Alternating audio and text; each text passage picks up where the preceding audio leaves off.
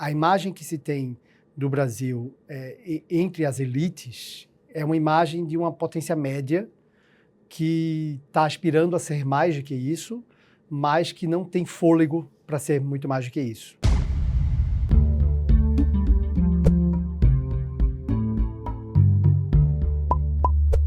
Olá, o canal Brasil, uma realização da FEComércio São Paulo, tem hoje a oportunidade de conversar com Daniel Buarque.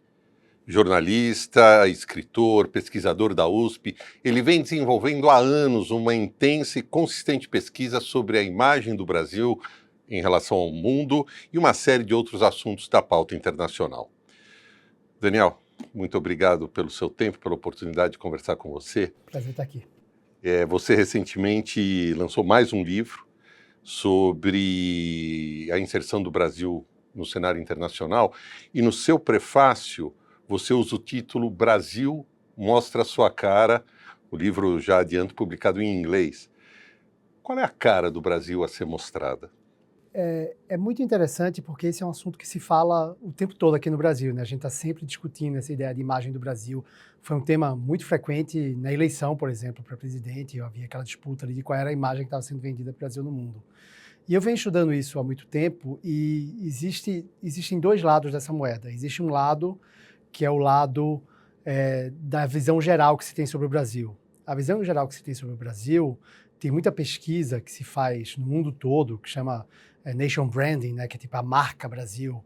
E essas pesquisas traçam um perfil do Brasil como sendo visto como um país que é muito bom para você passar férias, para você se divertir, para você ir ver um jogo de futebol, para você ir para a praia, mas que não é um lugar que as pessoas gostam tanto de ir para trabalhar ou de ir para fazer negócios. É uma visão que já foi chamada por alguns pesquisadores de imagem decorativa. É como se o Brasil fosse um país decorativo. Ele está ali para enfeitar o mundo, não para tomar grandes decisões. Isso não seria um grande problema, porque outros países são tratados dessa forma, são vistos dessa forma, são a Itália, a Grécia, são países que têm sua relevância cultural, que tem um soft power muito grande, mas que não necessariamente vão ter grande influência nos rumos políticos globais. O que pega para o Brasil, e que é um problema, e que é isso que eu trato muito nesse livro, e muito do que eu já pesquisei, é que, historicamente, o Brasil não quer ter esse papel decorativo. Historicamente, a diplomacia brasileira, o Estado brasileiro, tentando construir um lugar no mundo, quer ter um lugar de destaque. O Brasil, historicamente, acredita que tem o potencial de ser uma das grandes potências do mundo. O Brasil acredita que deveria estar entre os grandes decisores da política global. E é uma coisa histórica, vem do Barão de Rio Branco, vem de antes dele, com Dom Pedro II já tinha um pouco disso, da ideia de tentar construir um lugar do Brasil no mundo com grande destaque, com participação nas grandes decisões globais. E aí é que entra esse outro lado da questão, que é qual é a imagem do Brasil nesse lado político, né? Foi isso que eu fiz nesse trabalho, que é resultado da minha pesquisa de doutorado pelo King's College London, que foi baseado em 94 entrevistas que eu fiz com o que se chama da comunidade de política externa das grandes potências globais. Eu tratei a partir do princípio de que as potências são os países que têm assento permanente no Conselho de Segurança da ONU, então Estados Unidos, Reino Unido, França, China e Rússia. E eu fui atrás de entrevistar as pessoas que representam a política externa desses países, ou seja, diplomatas, acadêmicos, jornalistas, pessoas que já serviram como embaixador aqui no Brasil, para saber delas o que elas veem como sendo o lugar do Brasil. E por mais que apareça um ou outro estereótipo ainda, naquela coisa dos clichês que eu falo que existe na imagem com a população geral, a imagem que se tem do Brasil entre as elites é uma imagem de uma potência média que está aspirando a ser mais do que isso, mas que não tem fôlego para ser muito mais do que isso. Vê-se o Brasil como sendo um país que está tentando dar um passo maior que a perna, está tentando abraçar mais do que tem capacidade. E isso a gente vê claramente em grandes questões globais, como um exemplo clássico é a negociação do acordo nuclear entre o Irã e o Ocidente. No momento em que o Brasil se juntou com a Turquia para fazer uma negociação paralela, anunciou que tinha resolvido toda a questão e os Estados Unidos vieram com o P5, que eram os membros o Conselho de Segurança da ONU, e a Alemanha convidada, disseram, não, o que vocês resolveram aí não vai dar em nada, a gente vai resolver porque esse é um assunto nosso, não é um assunto seu. Então, a grande novidade, assim, se posso chamar assim, que eu trago nessa pesquisa, nesse livro, é esse descompasso entre o que o Brasil quer ser, o que o Brasil acredita que tem direito o lugar que o Brasil acredita que tem direito de ocupar nas relações internacionais e o lugar que as grandes potências veem que o Brasil deveria ocupar, o papel que as potências acham que o Brasil deve ter. E esse descompasso é muito importante porque, aí puxando para um lado mais acadêmico, na teoria de relações internacionais, um país só tem um status que os outros países reconhecem ele como tendo. Então, o Brasil pode acreditar que é uma grande potência, mas se os outros países não reconhecerem o Brasil como uma grande potência, ele não vai ser grande potência, porque ele só vai poder assumir esse papel se os outros países reconhecerem isso. Você diz que o Itamaraty sempre embalou essa ideia, levou adiante essa ideia de um Brasil mais relevante no cenário global. Eu te pergunto se essa percepção é compartilhada também por outros centros de poder na sociedade brasileira. Ou seja, se esse pensamento, ao longo da história, não se limitou ao Ministério das Relações Exteriores, enquanto outras parcelas importantes de centros de poder colocavam em segundo plano a ideia de um Brasil importante no cenário internacional. Depende muito do momento. O momento que a gente está tratando, o século XXI, tem duas pesquisas que foram feitas no Brasil, com esse mesmo grupo que eu falo de comunidade política externa, que são acadêmicos, jornalistas, pesquisadores, diplomatas. Foi feita essa pesquisa, foi publicada ela em 2002 e em 2008, duas vezes, que era para entender o que o Brasil quer no mundo. E as pessoas entrevistadas nessa pesquisa, mais de 90% achavam que o Brasil precisa ter uma voz ativa mais forte no mundo. Então, a gente fala do Itamaraty como sendo o representante dessa ideia de política externa brasileira, mas está em toda essa comunidade política externa. Tudo bem, está refletindo aquele momento do Brasil crescendo, do mundo mais aberto, mas havia uma perspectiva de que o Brasil podia ter um papel mais relevante no mundo, e isso era consolidado na comunidade política externa. Talvez não na sociedade como um todo, mas era um consenso de que o Brasil, sim, podia ter esse papel. O que eu acho que é importante ver como dissenso, como havendo discordâncias e grandes discussões, é como fazer isso. Porque aí existe uma parte da população, uma parte da elite brasileira que acha que o caminho é pelo alinhamento com os Estados Unidos, que é um parceiro tradicional do país, que é um parceiro histórico e que é o líder, a maior potência mundial e é o líder do Ocidente. E uma parcela dessa comunidade das pessoas da elite acreditam que o Brasil é parte do Ocidente e deve se alinhar aos Estados Unidos. Enquanto uma outra parte, e aí talvez sejam pessoas que estejam mais alinhadas a um espectro de direita ou de centro, e uma outra parte, talvez mais à esquerda, tem um histórico crítico dos Estados Unidos, já apoiou aquela ideia que era dos não alinhados, na época da Guerra Fria, e agora embarca na ideia de sul global. São as pessoas que acham que a forma de conseguir construir esse lugar no mundo é por uma aliança com outros países emergentes, com aliança até com a China ou com a Rússia, com um outro lado que não os Estados Unidos. Pessoas que discordam muito do governo americano, até não acham que o Brasil deve ser simplesmente ser ocidental e pensa que essa é a forma de construir isso. Então, eu acho que está menos no que quer ser e mais em como quer ser ou com quem quer estar alinhado. Então, eu acho que isso é uma questão que está mais na discordância do que da ideia do que quer ser. Porque quando você pensa, mesmo durante a ditadura, tinha exemplos claros do Brasil querendo ter potência, Fernando Henrique Cardoso teve um papel importante nisso também. Então, a ideia do Brasil, a ideia de grandeza do Brasil está muito entranhada na cultura brasileira e na cultura da política brasileira enquanto projeção internacional, de achar que o Brasil pode ser um país importante no mundo. Mas eu volto ao ponto da minha pergunta, Daniel, no sentido de como é que isso tem sido implementado ao longo da história. Sim, essa é a questão. Essa é a questão, ou seja, também no seguinte sentido, o que a imagem do Brasil no mundo tem a ver com política comercial, com alavancar, por exemplo, exportações brasileiras? Sim. Tá, respondendo à primeira parte da pergunta, é uma coisa que eu trato, que eu acho que é fundamental desse trabalho, que é o que eu falei de espelhar a imagem do Brasil para entender o que ele é visto. Porque o Brasil não tem uma grande estratégia de política externa. vários países têm. O Brasil tem algumas determinações, está na própria Constituição, tem alguns encaminhamentos da política externa brasileira, mas não existe uma grande estratégia brasileira consolidada. É algo que até a gente percebe que pode ser um problema, dado o fato que política externa tem que ser política de Estado e não de governo, e com as mudanças de governo a gente tem visto grandes mudanças de política externa. Por que o Brasil não tem uma estratégia de política externa? Ao longo da história. Não se construiu consenso sobre o que fazer e como fazer. E eu acho que o problema é que, se você conversa com diplomatas, pessoas que são treinadas no Itamaraty, no Instituto Rio Branco, elas tendem a acreditar que isso mais ou menos existe. E eu acho que isso é um dos pontos mais importantes dessa coisa que eu trago de trazer o espelho, trazer o outro lado, é mostrar que, olha, você pode achar que o Brasil tem uma identidade muito bem construída e que isso está muito bem apresentada. Mas quando você olha para o que as pessoas estão vendo, as pessoas não estão percebendo isso. As pessoas não veem essa identidade bem construída, não veem essa identidade tão bem desenvolvida. Então você precisa não só consolidar isso internamente, como projetar isso externamente. E o Brasil não está conseguindo fazer nenhum dos dois.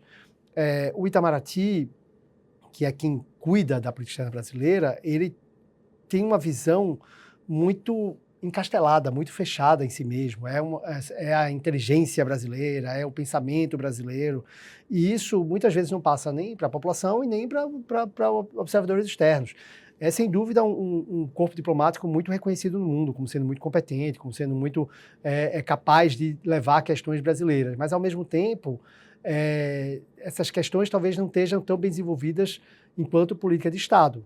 E aí talvez seja o fato de que a gente tem um problema de desenvolvimento de Estado, né? Tipo, a gente tem democracia há pouquíssimo tempo e ainda assim passou por um susto recentemente. A gente passou mais de 2 décadas num regime ditatorial. Antes disso, foram vários momentos de grandes turbulências políticas que acabam fazendo com que falte um consenso para desenvolvimento dessa grande estratégia.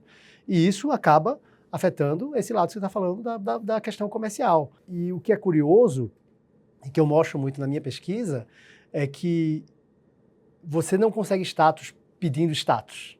Você consegue status alcançando grandes avanços em outras áreas. O Brasil não é reconhecido por querer ser reconhecido, ou por ter uma imagem boa, ou por ser bom de negociação. Ele vai ser reconhecido quando a economia dele for vista como exemplo no mundo. Ele vai ser reconhecido quando houver uma crise global, ele de fato conseguir avançar uma negociação que seja reconhecida por todos. Ele vai conseguir quando ele assumir uma liderança regional e falar em nome da América do Sul, ou da América Latina, de um continente como um todo, e não estou falando só por mim, estou falando por mim e pelos meus pares. Ele vai conseguir quando ele consolidar isso que o governo atual fala tanto, que é de ser a grande liderança ambiental global. Esse tipo de postura de liderança é o que traz status. Não é a vontade de bater na porta e dizer me reconhece que eu sou grande e eu mereço ser grande. Nesse sentido, Daniel, não haveria então 2 setores promissores para o Brasil avançar na questão do status? Meio ambiente e segurança alimentar? Não é aí que o Brasil deveria focar a sua busca por prestígio e protagonismo internacional? A minha pesquisa mostrou que existe esse descompasso entre o que o Brasil quer e o que o Brasil alcança. Então, o Brasil tem 2 alternativas nesse momento. Ou ele assume ser uma potência média, desiste de ser uma grande potência e aceita ser relevante em questões específicas, mas não em tudo. É o caso do Canadá, que é um país fundamental para a questão migratória, por exemplo, ou da Austrália, que é um país que tem uma relevância regional importante, mas que não está tentando ser líder em tudo. E o Brasil tem essa opção de ser uma potência média, assumir papel importante em algumas áreas, não em todas, ou continuar tentando ser uma potência grande, ser uma das maiores potências do mundo, e para isso ele precisa adaptar a sua estratégia.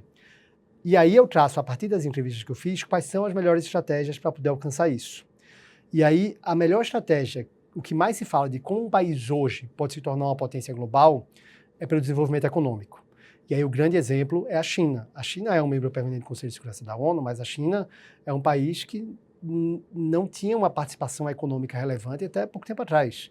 E, de repente, a China se torna uma das maiores potências, está agora, como eu mencionei mais cedo, fala-se em nova Guerra Fria e China rivalizando com os Estados Unidos, porque a China alcançou tudo isso com desenvolvimento econômico, se tornou um parceiro incontornável até para os Estados Unidos, com quem eles disputam. A economia é o caminho natural para fazer um país virar uma grande potência. Junto com a economia, na verdade, eu falo economia porque o que se fala é poder bruto, e o poder bruto pode ser o poder militar e o poder econômico, só que o Brasil, quando se fala esse poder bruto é bomba atômica e o Brasil está fora dessa questão. Tipo, desenvolver uma arma nuclear não está em questão no Brasil, então o Brasil não vai ter essa potência militar, então teria que ser uma potência econômica, então o caminho seria ser a potência econômica. Mas aí existe um outro caminho, que está mais próximo do que eu falei antes, de ficar como potência média, que em inglês fala-se das frutas que estão fáceis de pegar, né? O low hanging fruit, que é como é que o Brasil pode ir construindo aos poucos um status mais alto. E aí entram questões que podem parecer menores para o grande jogo da política global, mas são nas quais o Brasil tem vantagens comparativas e teria como ir construindo um lugar de destaque no mundo. Sem dúvida nenhuma, as duas que você falou são fundamentais. Hoje, a principal delas seria a questão ambiental. O Brasil tem a Amazônia, a questão ambiental está se tornando mais relevante no mundo todo, para o mundo todo está se tornando uma questão mais importante, ainda não é tão importante quanto se diz, as pessoas fazem mais discurso de que aceitam na prática, mas assim, está se tornando mais relevante e o Brasil tem o potencial de ser a grande liderança global ambiental, até porque tem um vácuo nessa área, porque os Estados Unidos estão com outras bandeiras, a China está com outras bandeiras, e ninguém tem o peso que o Brasil pode ter no ambiente no momento atual, e tem esse vácuo, aí o Brasil pode assumir essa liderança, e é um caminho para ampliar o status internacional do Brasil. Além dele, a questão alimentar é importante, mas isso é uma questão que mais trata disso são os chineses, que para eles é uma questão fundamental. Os americanos falam menos disso, os europeus também falam menos disso. O que fala-se muito em todos os países é a questão do Brasil como liderança regional, que é um fracasso histórico do Brasil de conseguir construir consenso com os vizinhos, por causa das turbulências brasileiras e por causa das turbulências dos vizinhos também, né? É muito difícil. Mas seria um caminho, porque se o Brasil consegue falar em nome da região, existe um problema na geopolítica para a América do Sul, que é um continente que não... pode-se falar que não se dá atenção ao Brasil, mas não dá atenção a ninguém da América do Sul. Nenhum país da América do Sul consegue ter destaque internacional, visto como um país de peso no mundo.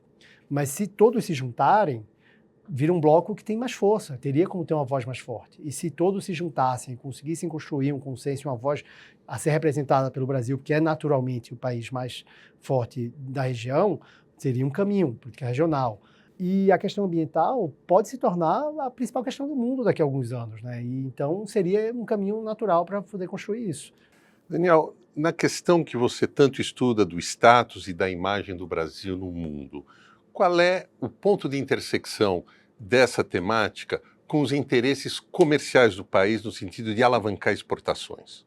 Está muito relacionado porque quando a gente fala de imagem de status, a gente fala de como que lugar as pessoas veem o país ocupando no mundo, né? E hoje em dia, o que se vê do Brasil nesse lado comercial é aquela ideia de celeiro do mundo, que é muito boa para essa questão de segurança alimentar, é muito boa para um país que hoje é grande exportador e que todo mundo reconhece esse papel do Brasil, mas que é problemático porque o Brasil acaba sendo só isso do ponto de vista comercial, né? O Brasil não é uma potência industrial, não é uma potência de outras áreas, a não ser ilhas como a Embraer, que é sempre citada. No geral, o papel comercial que se reconhece do Brasil no mundo é esse papel de produtor de alimentos, produtor de commodities. Alimentos, mas de forma geral. Então, isso acaba sendo importante porque se alguma indústria surge no Brasil, ela vai ter trabalho dobrado de convencer o resto do mundo a comprar seus produtos. Por exemplo, você pode pensar um caso que a gente sempre compara, que é a Coreia do Sul. A Coreia do Sul é um país que investiu muito em educação, investiu muito em desenvolvimento tecnológico, investiu na sua indústria e que hoje é reconhecido como uma grande indústria global. Mas alcançar esse status não foi de uma hora para outra que conseguiu ser reconhecido, que tinha grande tecnologia para vender para o mundo. Ou mesmo a China. A China é uma das maiores potências econômicas do mundo, mas a China até hoje enfrenta um grande desafio de as pessoas reconhecerem que seus produtos têm qualidade. Porque as pessoas associam o produto chinês a um produto cópia de baixa qualidade, que não vai ser nunca tão bom quanto um produto americano, ou japonês, ou alemão, que são os países que têm esse status de terem grande indústria. O Brasil não tem esse status. Então, a própria Embraer convencer compradores internacionais de que uma empresa do Brasil é capaz de fazer avião com a capacidade, com a qualidade que a Embraer tem, é mais difícil, porque quando a gente está falando de imagem, está falando de status, a gente está falando muito isso, de percepção externa. E se ninguém vê você como um país capaz de ter uma indústria forte, isso vai atrapalhar você vender seu produto. O Brasil precisa, então, de uma política de Estado de promoção da chamada marca Brasil? Precisa, mas antes de ter a marca Brasil, ele precisa ter o produto Brasil. A gente precisa ter uma indústria forte para poder projetar ela fora. Porque o que acontece, e isso é uma coisa que é muito importante entender do ponto de vista de marca Brasil, eu comecei a conversa falando sobre aquela ideia de que o Brasil tem uma imagem decorativa, que é carnaval, é festa, é praia, só que muito do que o próprio Brasil vende fora é isso. Então, a gente acaba reforçando os estereótipos que a gente se incomoda que as pessoas têm em relação a gente. É natural, porque o estereótipo é a forma como você aproxima quem conhece pouco sobre o país. Mas é muito importante trabalhar uma forma de quebrar o estereótipo também. Não é dizer a gente não tem isso, mas é dizer não é só isso, a gente também tem isso aqui. Só que antes de vender qualquer coisa, a gente precisa produzir. Então, antes de ter esse trabalho de projeção da marca Brasil, a gente precisa ter um trabalho de desenvolvimento industrial brasileiro, desenvolvimento de tecnologia brasileira. Tem que fazer com que isso se desenvolva no país, para a gente ter o que mostrar, como funciona com a Embraer, ter outras grandes empresas assim, e aí sim criar um trabalho de projeção da marca do Brasil, dizendo, olha, a gente não vende só soja e carne, a gente não vende só metal, a gente também vende avião, também vende chip, também vende computador, também vende qualquer outra coisa. Então, nenhuma imagem, nenhum status vai ser construído artificialmente. Só vai ser construído em cima de uma realidade que exista. Então, o ponto número 1 para construir uma boa imagem do Brasil e para construir um bom prestígio, um bom status do Brasil no mundo, fazer o Brasil subir nessa escala nessa hierarquia global, é fazer o país se desenvolver. Se o Brasil se desenvolve, se o Brasil equilibra suas finanças, se o Brasil tem um bom desenvolvimento econômico, se o Brasil tem estabilidade política, para de ter essas turbulências, para de mudar, cada governo mudar a política toda, tem uma grande estratégia para se colocar no mundo, vai ter o que mostrar. E aí, tendo o que mostrar, vai conseguir alcançar status. Uma coisa que eu ouvi muito enquanto eu fazia as entrevistas era a ideia de que, tipo, quando você quer ter um lugar de destaque no mundo, você quer ser um membro permanente do Conselho de Segurança da ONU, o caminho para fazer isso não é bater na porta e dizer, deixa eu entrar. O caminho para fazer isso é você se tornar tão importante, tão forte, que eles não vão ter como fechar a porta na sua cara. E é isso que a Índia está fazendo, por exemplo. A Índia tem arma nuclear, tem uma economia que está se desenvolvendo rapidamente, que vai rapidamente ter um peso maior no mundo, tem uma população gigantesca, tem milhões de problemas, como o Brasil também tem. É um país que está vivendo um momento crítico politicamente, com autoritarismo também, mas do ponto de vista de estratégia, considerando a formação do país ali nos anos 1940, eles têm muito claro o caminho a traçar para poder atingir uma ambição, que é uma ambição muito parecida com o Brasil. É um tema que tem me interessado muito hoje em dia, pesquisar essa comparação entre Índia e Brasil. Só que a Índia está fazendo, bate na porta também, pede para ser membro do Conselho de Segurança da ONU também, mas a Índia está fazendo construção de poder. A Índia está desenvolvendo um exército forte, tem, claro, está numa região que precisa ter uma potência militar muito maior, mas ainda assim, constrói potência militar, está trabalhando no desenvolvimento da economia, está trabalhando no desenvolvimento tecnológico, é visto como um dos grandes polos de tecnologia no mundo, de formação de pessoas, tem um processo de educação da população que é muito difícil, porque tem mais de 1 bilhão de pessoas, mas que consegue avançar em algumas áreas. Então, o caminho que a Índia está seguindo é um caminho de construir as bases sólidas para um país que é uma potência. O Brasil hoje não tem base para ser potência mundial. O Brasil hoje não tem. O Brasil é uma das 10 maiores economias, tem um território grande, tem a Amazônia, questão ambiental, mas não tem uma base tão sólida assim a ponto de ser uma potência global. E o grande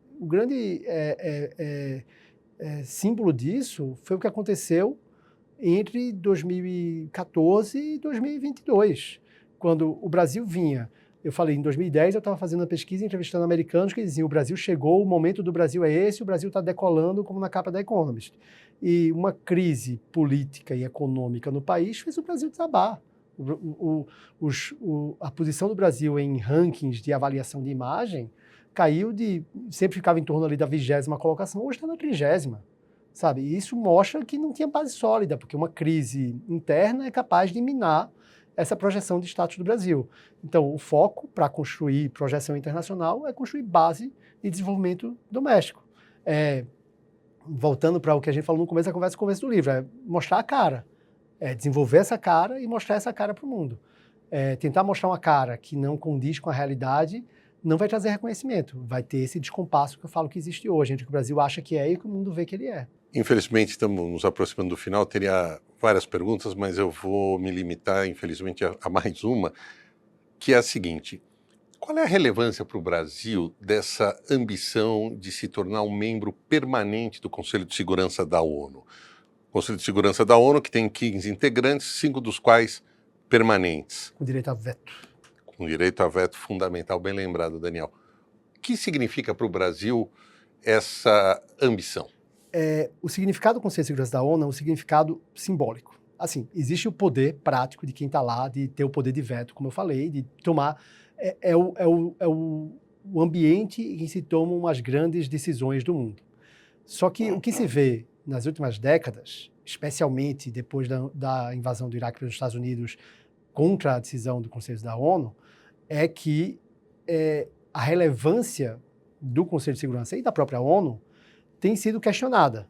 A gente vê momentos em que a ONU não está conseguindo ter um papel de liderança global como deveria ter. Mas ela tem um poder simbólico muito grande, porque não existe nenhum outro crachá de potência global, nenhum outro badge, como se fala em inglês, né? Tipo, nenhum outro carimbo que diga você é uma potência global. Nenhum outro é tão forte quanto ser membro do Conselho de Segurança da ONU.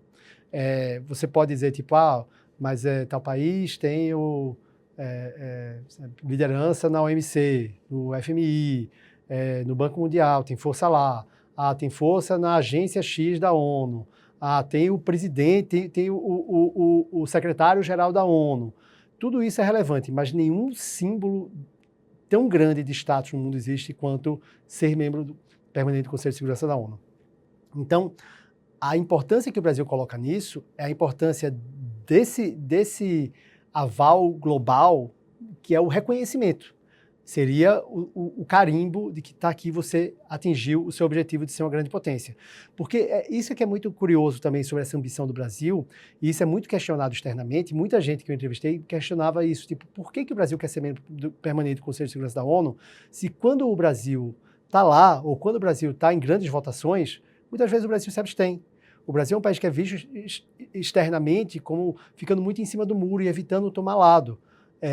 E aí, o que se diz você quer ser uma grande potência, você precisa comprar briga, você vai precisar escolher um lado e assumir esse lado. Não dá para dizer que vai se manter equidistante quando é o seu voto que vai determinar qual vai ser o tipo de política que vai ser tomada pelo mundo em relação àquele país. Então, existe esse questionamento. O Brasil é um país que tem essa coisa de querer ser amigo de todo mundo.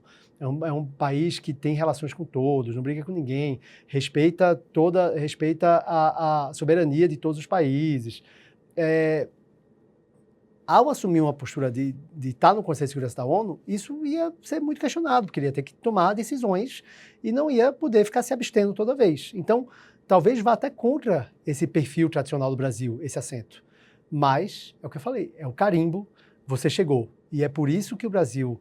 a gente estava falando antes sobre o governo Lula, e o governo Lula tentou isso mais do que qualquer outro, mas isso foi oficializado com Fernando Henrique Cardoso. Fernando Henrique Cardoso oficializou a candidatura brasileira a ser um membro permanente. E desde o começo tem interesses políticos, tem interesses de posicionamento geopolítico, de posição do Brasil no mundo, mas tem um interesse gigantesco de alcançar prestígio, de ser reconhecido pela potência que sempre acreditou que teve. E a única forma de conseguir um carimbo de que está aqui, você passou e você alcançou o seu objetivo. E é por isso que isso é prioridade do país. Pode-se dizer que tem vontade porque quer influir nas grandes decisões globais? Provavelmente sim. Mas tem muita pesquisa já que mostra por que o Brasil quer isso e sempre fala, tipo, a busca por prestígio é fundamental nisso. É a forma de alcançar alto status global. Para concluir, é viável o Brasil participar em algum momento como membro permanente do Conselho de Segurança da ONU, ou é um sonho? É um sonho. O Conselho de Segurança da ONU não vai ser reformado, por uma questão muito simples. A gente está falando de status aqui desde o começo, e dentro de um clube fechado com 5 membros, na hora que um membro a mais entrar, os 5 membros vão diluir o status deles mesmos. E essa mudança só vai acontecer se esses 5 membros votarem por isso. E é impossível acreditar que alguma grande potência vai querer diluir seu próprio poder. Houve um tempo em que achava que isso era possível, porque o poder já parecia estar diluído. É isso que eu falei, houve um momento em que a multipolaridade era o grande tema de relações internacionais e várias potências emergentes estavam surgindo e acreditou-se que podia ser que algum país fosse incontornável. No contexto atual, não tem como contornar. Esses 5 países não têm nenhum interesse em diluir o poder deles e eles não vão fazer isso. Fora questão de disputa. A China não vai aceitar o Japão, a França não quer a Alemanha, o Brasil só vai ser aceito por um lado, mas se aceitar o Brasil vai ter que aceitar a Índia, a China não vai aceitar a Índia. Então é uma disputa muito complexa que vai fazer com que ele não seja reformado nunca. Ao mesmo tempo, existe um claro reconhecimento de que é uma instituição anacrônica, não representa a realidade do mundo atual. Mas reformar é impossível. É mais fácil criar uma instituição nova, é mais fácil diluir de vez, mas reformar esse conselho que existe, acreditar que algum desses membros desse grande clube, que tem o selo ali de reconhecimento de grande potência, acreditar que algum deles vai dizer eu abro mão do meu poder para você ter isso, é muito difícil. Mesmo que já tenha tido países apoiando o Brasil. Eu ouvi de diplomatas britânicos, o Reino Unido oficialmente apoiou o Brasil como membro permanente do Conselho de Segurança da ONU, eu ouvi de diplomatas britânicos, eles dizendo, a gente apoiou, mas a gente sabia que era um apoio barato, porque isso nunca ia acontecer, ficou confortável para a gente dizendo, a gente apoiava, mas não ia acontecer. Então, assim, não vai acontecer. Daniel Buarque, muito obrigado pela oportunidade dessa conversa. Foi um prazer.